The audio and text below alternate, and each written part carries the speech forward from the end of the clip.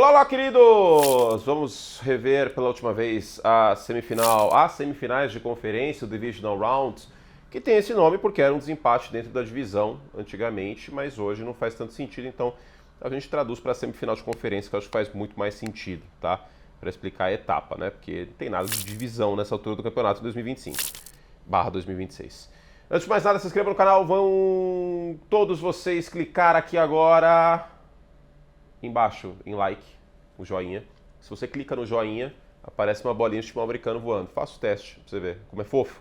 Vamos para os vencedores então, se inscreva e vamos que vamos.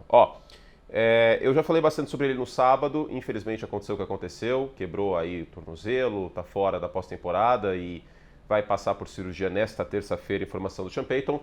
O Bo Nix sai como, embora tenha sofrido essa lesão terrível, né, sai como vencedor porque foi todo o coração e se ajustou a alguns ajustes que os Bills fizeram no segundo tempo. Por exemplo, Buffalo aumentou a porcentagem de blitz no segundo tempo, ele teve touchdown contra blitz nesse jogo, porcentagem de passe completo um pouco mais baixa, mas foi bastante assertivo também, estendendo jogadas o Bo Nix, né, para mais de 2 segundos e meio segurando a bola, mesmo vindo blitz em boa parte das jogadas, ele estava realmente na ponta dos cascos aí nessa partida. Infelizmente, a minha gata tá miando bastante, né, Chive? Já comeu, filha? Deve ter achado algum bicho. Ela gosta quando ela vê algum mosquito e tal, ficar brincando com mosquito. Espero que não esteja vazando o meado da Chive. E o Bo Nix fez uma grande partida e jogou de igual para igual contra o Josh Allen. Acho que isso é um tremendo testemunho de que o Bo Nix é um quarterback acima da média e que com o Bo Nix os Broncos podem ser campeão do Super Bowl. Agora, há de ser feito uma observação. Com o Jarrett Stidham essa chance cai, obviamente, mas o jogo é no Colorado, há uma milha de altitude. Os Patriots sofreram contra duas boas defesas, né? Obviamente dos Texans melhor que dos Chargers, para pontuar. O Drake May deu um jeito nos dois jogos, né? Touchdown para o Williams na última partida, touchdown para o Hunter Henry um jogo antes. Mas talvez seja o maior desafio que o Drake May e os Patriots vão enfrentar. Então mesmo com o Jarrett Stidham, New England é favorito, mas mesmo com o Stidham, Denver ainda tem uma chance. Segundo vencedor é o Brian Daboll. Do nada, né? O Sean McDermott foi mandado embora. Já falei bastante sobre ele ontem nos 7 coisas que você precisa saber. Eu acho que ele não cometeu nenhum crime capital, né, para ser mandado embora. Mas é fim de ciclo. Não tinha mais o que fazer, não tinha mais para onde ir. E dado que o Josh Allen estava daquele jeito na coletiva, precisa de um fato novo, precisa resetar alguma coisa. Obviamente os Bills não vão seguir em frente em relação ao Josh Allen, seria loucura. Eles fazem isso com o treinador. É a peça que dá para mudar no carro. E agora eu coloco o Brian Daboll como vencedor, porque apareceu um rumor nesta semana, de acordo com a Dana Rossini do The Athletic, que o Brian Daboll pode ser uma alternativa. Pode parecer aleatório isso, né? Foi mandado embora depois de perder o vestiário dos Giants, de não fazer um grande trabalho com os quarterbacks em Nova York, mas, tirando o primeiro ano do Daniel Jones, mas o Brian Daboll trabalhou com o Josh Allen, foi dos principais responsáveis por lapidar o Josh Allen de ser um quarterback extremamente inconsistente para virar um quarterback de elite. Então, vamos ficar de olho no Daboll aí. Até porque a gente tem poucos nomes de mente ofensiva no mercado. Será que Buffalo iria com outro treinador de mentalidade defensiva para a próxima temporada? Então me intriga essa questão do Daboll. Tem a possibilidade também do Joe Brady ser promovido, mas vamos ver como vai ficar as coisas. Ainda no carrossel de técnicos, aproveitando vencedores e perdedores para mencionar isso, a gente coloca o Bijan Robinson como um vencedor. O Bijan Robinson já teve uma grande temporada, mas agora vai ter um bom play caller para o jogo terrestre. O Kevin Stefanski, acho que o jogo terrestre não foi problema em Cleveland no auge do time, né, considerando o time com uma linha ofensiva melhor. Eu acho que a linha ofensiva dos Falcons é acima da média, por exemplo, e vamos ver se ele tira o melhor do Michael Penix, né? Mas acho que o Bijan Robinson é o maior vencedor desse time dos Falcons, porque chega alguém melhor para chamar o ataque do que o time teve nos últimos anos. A defesa de Atlanta, que teve aí endereçamentos, né, foram escolhidas peças para reforçar o pass rush finalmente, acho que isso não é mais um problema. Caiu o Raheem Morris, que é um técnico de mentalidade defensiva, e chega o Stefanski, que, considerando o elenco que teve à disposição, e ele foi fiador desse elenco em Cleveland, tá? Não vou passar pano aqui não, ele também tem essa responsabilidade. Considerando tudo isso, acho que o Bijan Robinson sai como vencedor no contexto. Quarto vencedor, antes de eu colocar o quarto vencedor, deixa eu colocar para carregar aqui a câmera. Foi. O Sam Darnold. Estatisticamente não foi um jogo brilhante do Darnold, né? 124 jardas, um touchdown para o Smith-Njigba no primeiro tempo. Uma bela jogada, inclusive, que ele estende, né, sai pela esquerda, conecta com o Smith-Njigba. Mas, considerando o contexto, considerando os 2 jogos decisivos que o Darnold fez na temporada de 2024, semana 18 contra os Vikings, contra os Vikings, ótimo, contra os Lions e depois pelos Vikings contra os Rams, considerando esse contexto e considerando o primeiro jogo contra os Rams nessa temporada, o Sam Darnold vem de 2 partidas que ele não estragou tudo. Ele produziu muito bem nesses 2 jogos? Não. Não, é só comparar o que os Bears fizeram na semana 17 contra a defesa de São Francisco e o que Seattle fez na semana 18 contra São Francisco.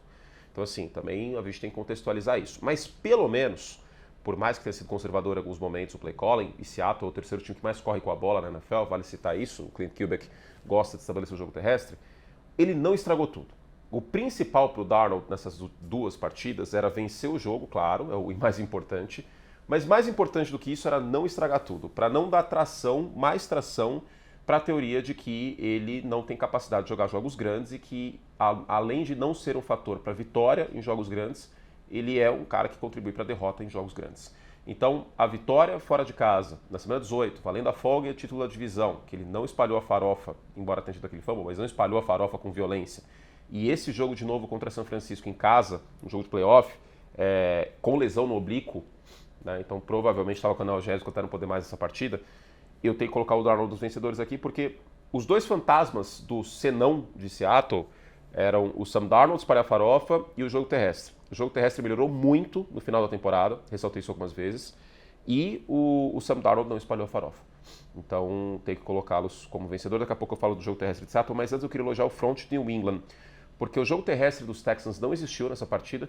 É bem verdade que, né, o Willie Marks machucou, a linha ofensiva estava desfalcada, mas de qualquer forma, com o Milton Williams de volta, New England voltou a ser uma fortaleza contra a corrida, que foi por boa parte da temporada quando o Milton Williams estava saudável, né? Contra os Chargers foi assim e agora contra Houston foi assim. E eu acho que esse front, para além do miolo, com o Milton Williams e o Christian Barmore, talvez a melhor dupla de defensive tackles da liga, o Clavon Chason fez uma boa partida e o Anthony Jennings também, pressionando o CJ Stroud, tá? Então queria destacar esses 2 nas pontas também. Para a gente ir encaminhando os vencedores e perdedores mais curto, né, nessa semana, porque são só 4 jogos, né? E eu já falei bastante sobre esses 4 jogos, então é mais para arredondar nessa semana mais do que qualquer outra coisa. O Kenneth Walker é um vencedor. O Seattle Seahawks, assim como o Chicago Bears, eles tinham uma tendência muito evidente da utilização dos running backs. Nos Bears, o DeAndre Swift corre mais por fora dos tackles e é mais eficiente fora dos tackles, até porque a visão dele, né? Talvez ele tenha que ir no oftalmo, porque a visão do DeAndre Swift não ajuda muito. E o Kyle Monangai, escolha de 7ª rodada, um cara mais físico entre os tackles. Nos Seahawks, é parecido. O Kenneth Walker, um corredor mais de campo aberto, fora dos tackles, e o Zach Charbonnet, utilizado bastante nas 20 jardas finais, mais utilizado na red zone e situações para goal line, e um jogador mais norte e sul entre os tackles. O Charbonnet machucou nesse jogo, e aí o Kenneth Walker basicamente teve que tomar conta do backfield com a lesão dele, inclusive ele está fora da temporada, tá? Não volta mais o Zach Charbonnet para a final de conferência, eventualmente para a Super Bowl. E o Kenneth Walker teve 6 jardas por carregada e finalizou campanhas, correu bem na red zone, foram 3 touchdowns. Então, sai como um vencedor e também dá uma sensação de alívio para Seattle, para o Clint Kubiak, para o torcedor dos Seahawks, que mesmo sem o Charbonnet, dá para finalizar campanhas. A defesa terrestre de São Francisco, ela não é ruim, na minha visão, tá? Não esteve entre as piores da liga, claro que linebacker reserva e tudo mais, mas de qualquer forma, sai como bastante vencedor o Walker aqui, Clint Kubiak pensando na final da NFC. Como eu destaquei, Seattle é o terceiro time que mais corre com a bola na NFL. E por fim, o torcedor dos Bears. Meu amigo torce para os Bears, foi muito perguntado depois do jogo, pô, você tá triste, você tá chateado? E ele respondeu muitas vezes, não, eu tô orgulhoso. Ele tá orgulhoso. Finalmente, ver o time competitivo em playoff. Eu acho que esse time de Chicago excedeu o limite de competência, tá? E quando eu falo isso, parece forte, né? Parece uma agressão eu dizer isso, mas é apenas a realidade. Os Bears chegaram numa final de NFC, seria tão fora da curva como os Panthers em 2003 chegando no Super Bowl, que eram os Cardiac Cats, né? E os Bears foram cardíacos neste ano. Ou mesmo os Cardinals em 2008.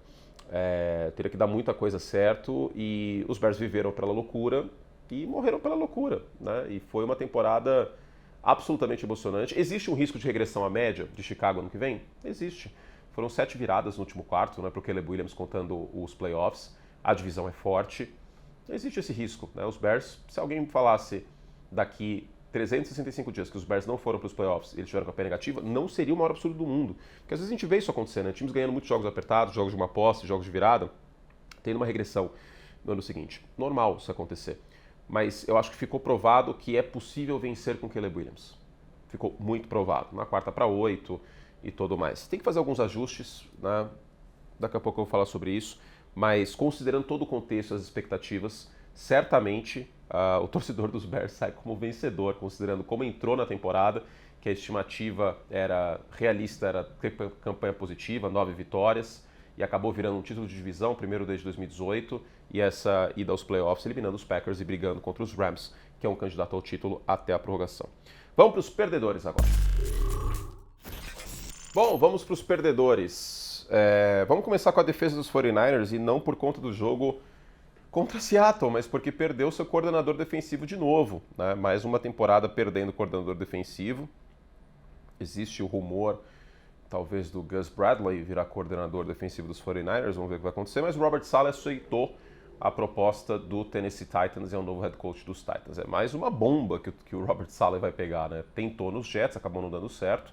O rumor é de que ele vai chamar a defesa dos Titans, o que é importante. E sobre o Robert Saleh, eu falei sobre um vídeo para os membros Like Plus. E claro, eu sempre te convido, vem com a gente, seja membro do canal para participar de lives exclusivas, de perguntas e respostas, para participar de outros quadros e também ter acesso ao dobro, ao triplo de vídeos por semana. E na off-season isso fica mais importante do que nunca, né? Pra você matar a saudade da NFL. Então clica aqui embaixo em Join, custa R$8 por mês, e faz muito tempo que custa R$8 por mês, é imune à inflação, Like Plus, para você ter ainda mais conteúdo. Eu falei sobre o Stefanski, falei sobre o Saleh, tem muitos vídeos aí, do John Harbaugh também falei, tem muitos vídeos sobre os treinadores.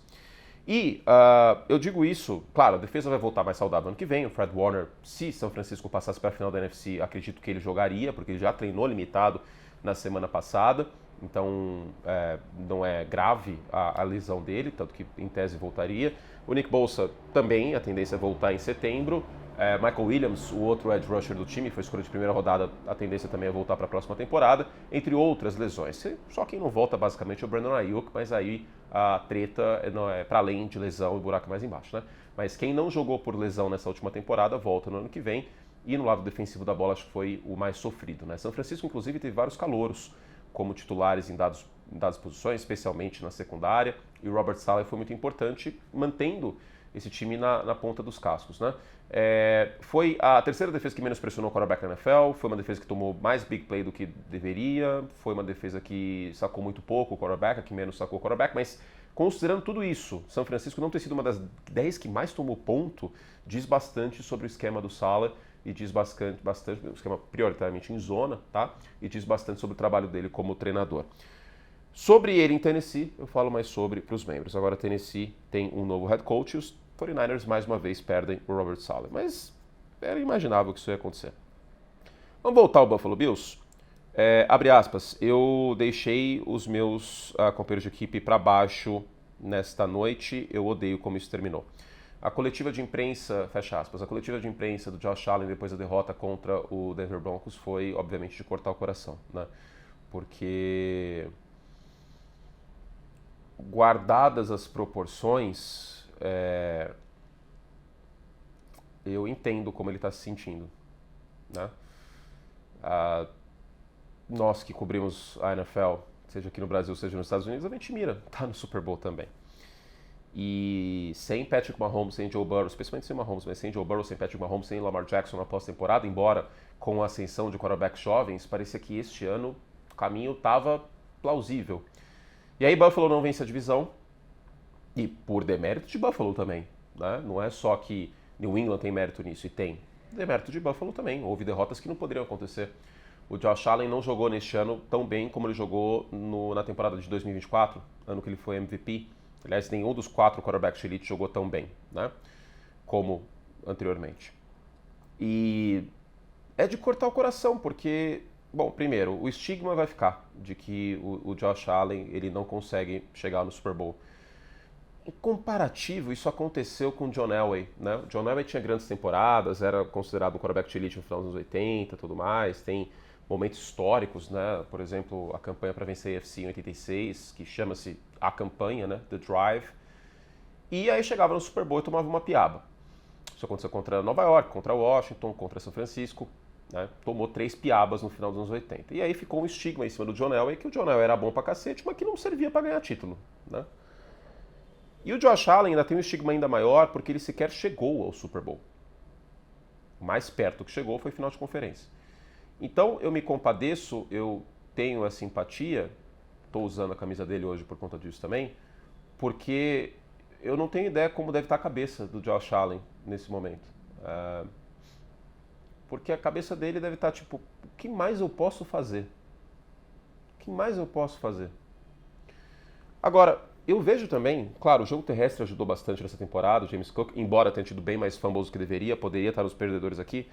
Eu vejo também a seguinte questão, os Bills chegaram na semifinal da AFC por conta do Josh Allen também, e perderam também por conta do Josh Allen. Então ele foi fator dos dois lados, eu acho que dá para ser dito isso. O que ele pode fazer? Vamos tentar se colocar na cabeça do Josh Allen. Se a gente fosse um amigo dele, que conselho a gente daria? Honestamente, não tem conselho para dar. O conselho é, a vida é cruel, a NFL é cruel nesse sentido. Só um quarterback por conferência pode chegar. Obviamente o conselho ir para a conferência nacional é absurdo, completamente absurdo. Então, por favor, não deem esse conselho, peça para ser trocado, porque isso não existe. Na minha visão, pelo menos. Não acho que o Josh Allen vai fazer isso. Até pela ligação que ele tem com a comunidade em Buffalo, com o hospital de crianças que existe em Buffalo. Eu não sei mais o que dá para fazer. Eu acho que o que dá para fazer, Buffalo está fazendo. Vai trazer um novo head coach. Eu acho que o ciclo do McDermott acabou. E precisa trazer o wide receiver, né? Precisa se movimentar de maneira agressiva para um wide receiver. E Buffalo não faz isso desde o Stephon Diggs. As escolhas que Buffalo fez em draft, o Keon Coleman, gente, nunca foi nenhum recebedor de potencial primeiro quilate. Vamos falar a verdade. A dupla de tight ends é boa, mas tá mais do que na hora do Josh Allen ter um bom recebedor para chamar de seu. E ele não tem isso desde a saída do Stephon Diggs. E olha o efeito positivo que o Diggs deu para os Patriots com o Drake May, né? Então, por exemplo, trocar pelo DJ Moore, não acho que seria uma ideia ruim, né? Algo nesse sentido. O A.J. Brown, também não acho que seria uma ideia ruim. Né? Não sei se ele continuaria na Filadélfia depois desse ano conturbado, fora de campo. Mas Buffalo precisa fazer alguma coisa. De fato, ele deixou os companheiros para baixo, pelos turnovers, especialmente o turnover no final do segundo quarto, o fumble, que viraram 3 pontos. Mas, ao mesmo tempo, os Bills foram competitivos porque tiveram o Josh Allen. E existe outras coisas positivas nesse time. A dupla de tight ends, a linha ofensiva, alguns jogos não, mas no todo é uma boa linha ofensiva. O jogo terrestre com o James Cook, teve os fumbles, mas o jogo terrestre com o James Cook. E a defesa aérea, a secundária fez bons jogos ao longo do ano. E poderia ter vencido os Broncos, que são um conjunto melhor e que mereceu a vitória. Mas é doído. Terceiro perdedor é o departamento médico dos 49ers, porque, novamente, como eu falei ontem, quando chega ao ponto de criar-se uma teoria da conspiração, que existe uma estação de distribuição de energia elétrica, uma usina, sei lá o que cacetes tem do lado do Levi Stadium, e que isso seria o motivo pelo qual os jogadores dos 49ers estão se machucando, é um total atestado de falência do departamento médico de São Francisco. E quando eu digo departamento médico, são todos os envolvidos, fisioterapeuta, o médico, todo mundo envolvido nisso, porque de fato foi algo um pouquinho a mais. Agora, tem um ponto. Se você digita no Google NFL Injuries, coloca lá NFL Injuries ESPN, que a melhor página de lesões é da ESPN americana. E aí você vê todos os times, não é como se São Francisco tivesse tido o triplo de lesões que outros times. A questão dos 49ers é que existe um enviesamento de que São Francisco é o time mais machucado do mundo, também porque os jogadores que se machucaram em São Francisco são jogadores importantes.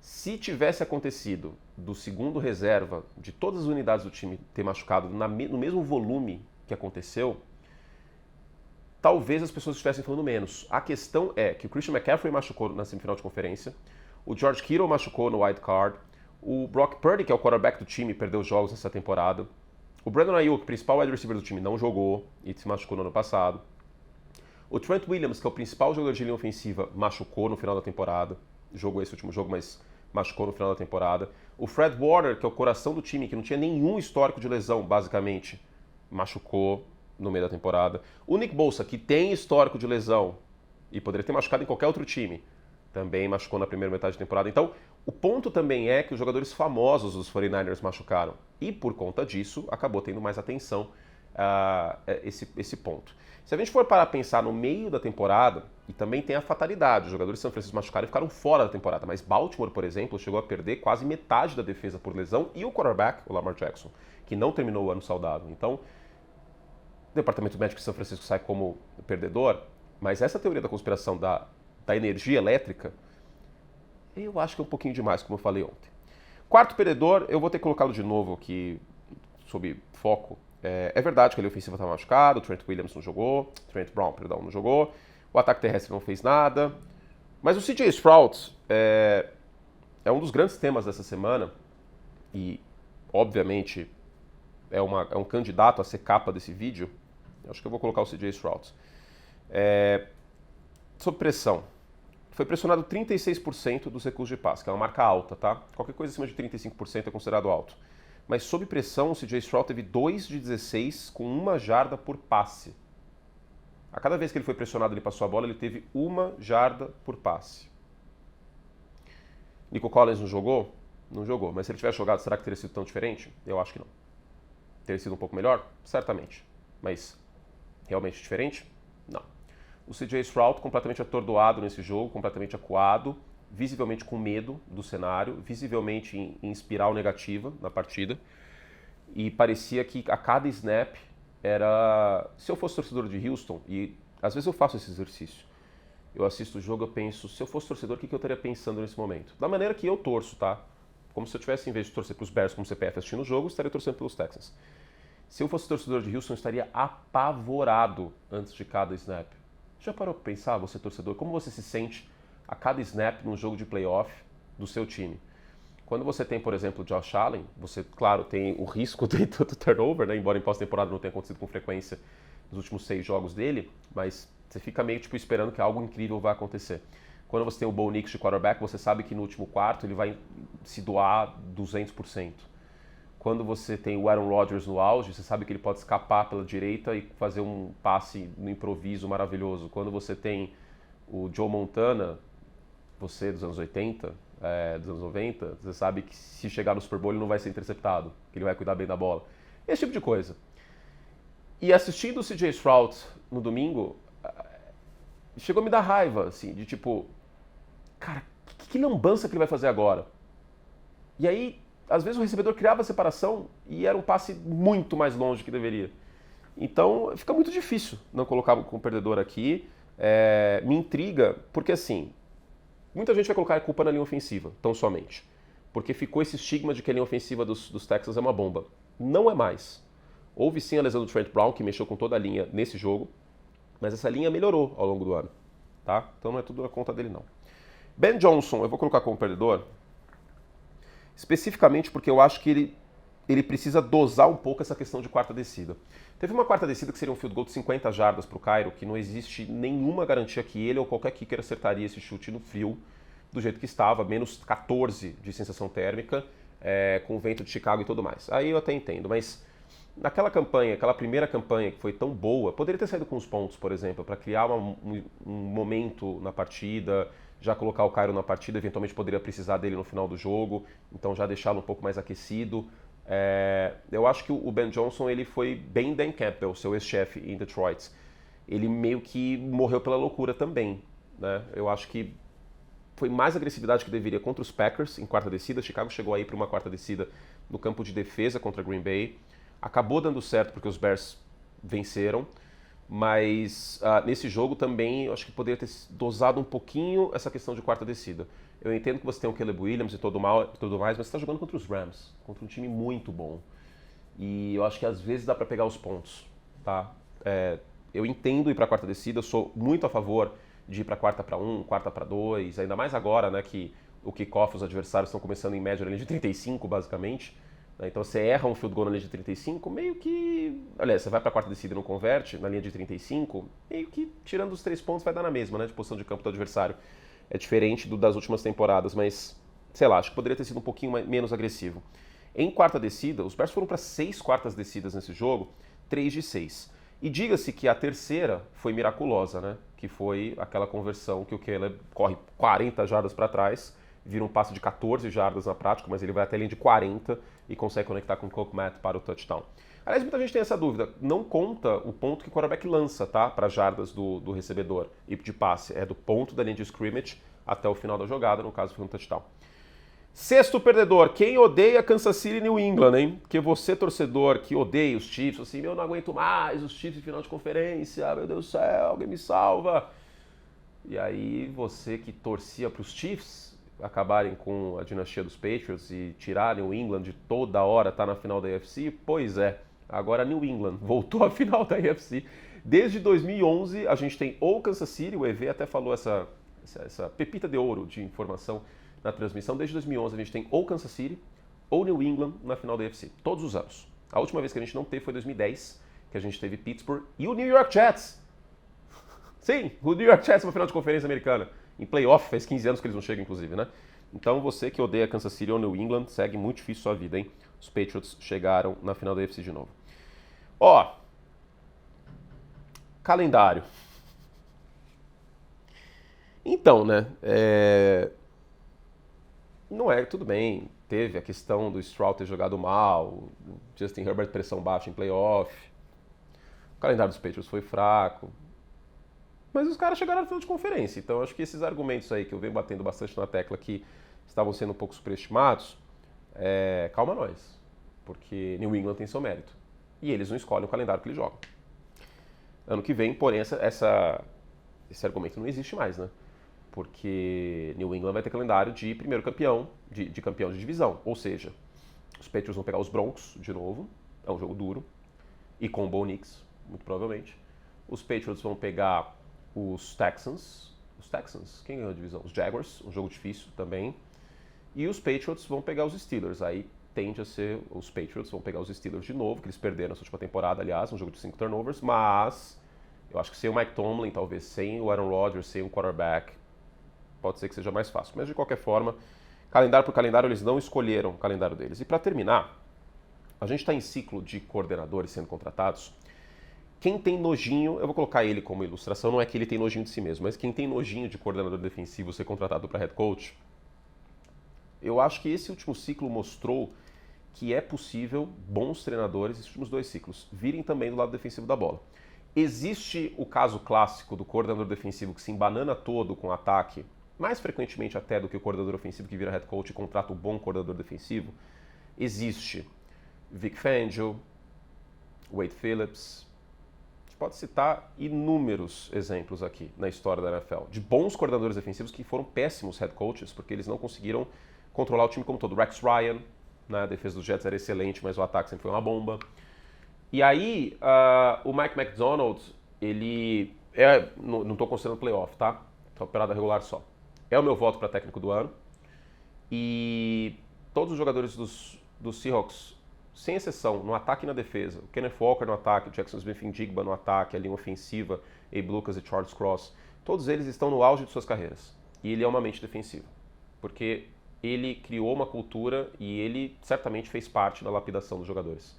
E o McDonald foi um excelente coordenador defensivo nos Ravens. E os Seahawks apostaram nele, vindo de um técnico de mentalidade defensiva, Pete Carroll, e deu muito certo. Seattle hoje é o favorito, na minha visão, para o Super Bowl, muito pelo trabalho que o McDonald faz e fez nas últimas 2 temporadas. E um time que joga muito bem fora de casa também, né? Isso eu acho que é um mérito muito grande dele. Então, esse quê de, eu até mencionei, né? Eu falei assim, a gente não tem nenhuma mente ofensiva badalada para ser contratado, ainda mais depois do Stefanski ser contratado. Mas eu acho que a gente precisa dar valor às mentes defensivas. A questão é que tem algumas mentes defensivas que já tiveram uma oportunidade como head coach e deu bem errado, né? Brian Flores, Vance Joseph, para citar alguns. Mas tem o Chris Shula, por exemplo, dos Rams, que eu acho que algum time vai acabar apostando e pode dar certo. O Robert Saleh, excelentemente defensiva, deu bem errado nos Jets. Vamos ver agora o que acontece. Mas a gente tem alguns treinadores, bons treinadores na história da NFL, que vieram do lado defensivo da bola, né? A gente tem, meu treinador favorito é o Bill Walsh, do lado ofensivo. Mas a gente tem o Bill Belichick, por exemplo, excelente coordenador defensivo nos Giants, e nos Browns ele foi mal, mas nos Patriots não tem o que ser dito. O Tom Landry nos Cowboys também era um coordenador defensivo. Essa comissão técnica dos Giants no final dos anos 50 é bizarra, né? Vince Lombardi, coordenador ofensivo, e Tom Landry, coordenador defensivo. O próprio Pete Carroll, eu acho que é um treinador vitorioso na história da NFL. Esse ciclo dele com os Raiders foi medonho, mas com os Seahawks foi muito positivo. Em USC com alguns probleminhas ali, aqui e acolá, né? Fora de campo. Falei que nem o Mario agora. It's a me, Mario, aqui e acolá. O Pete Carroll também, acho que tem que ser mencionado. O próprio Vince Lombardi, lado ofensivo. O Bill Walsh, lado ofensivo. Andy Reid, lado ofensivo. Só para citar alguns, mas eu acho que não precisa ter nojinho de um técnico que vem do lado defensivo da bola. A gente tem alguns exemplos horríveis de treinadores defensivos que não conseguem gerenciar um time, mas não necessariamente todos os coordenadores defensivos terão esse futuro. E eu acho que o Mike McDonald está se mostrando justamente o oposto disso. Tá bom? Gente, fizemos todo o estrago que podíamos. Tem vídeo para os membros falando sobre a contratação do Robert Saleh brevemente. Já falei sobre Stefanski, já falei sobre John Harbaugh e vamos nessa para cada vez mais conteúdo. Beijo, beijo para vocês. Até a próxima. Tchau.